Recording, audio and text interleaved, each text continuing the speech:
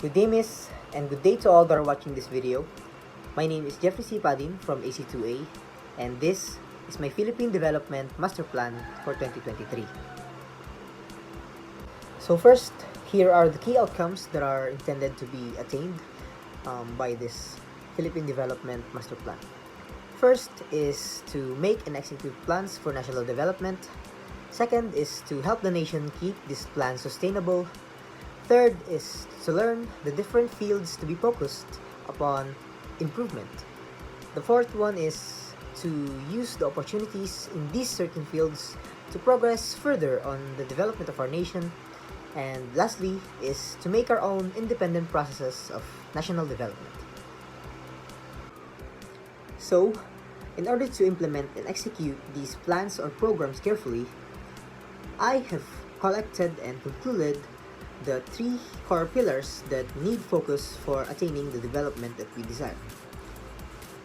These pillars consist of technological advancements, economic relations, and political relations.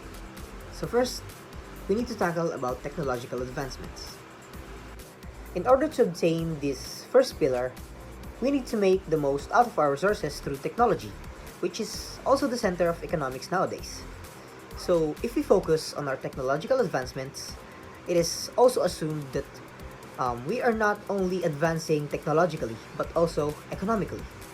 So this is a very favorable action to take on the first step. So the second one is the economic relations. As I have said earlier in the first pillar, if we are to make technological advancements rampant in our country, we would also be able to advance economically. Economic relations imply that we maintain the sustainability of our obtained assets and turn them into more profitable and developmental activities to further progress to other relations, namely the political area, which is also the next pillar. Third and last one of my proposed pillars is the political relations. This is also connected to economic relations because the former holds the key to unlocking more possibilities towards building other international relationships for our country's development. Having a great economic record is the factor that always leads to excellent political status and relations, which in turn even widens the scope of one's nation towards globalization and further development.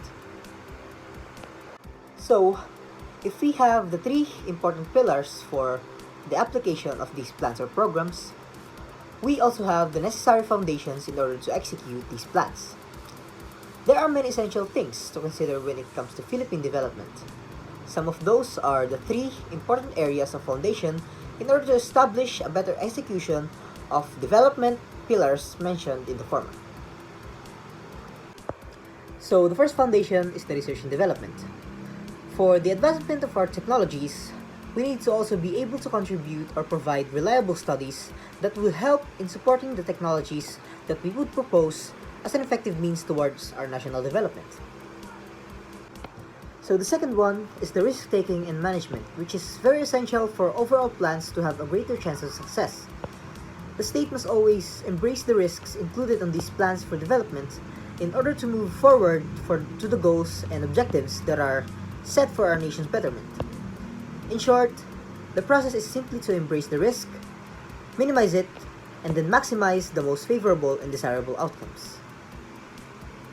The third and last one is the international standardization, which is simply the adoption of international standards and applying them onto our own operations and activities. This would surely make the country more advanced not only in the economic, technological, or political areas, but in the general international thinking itself.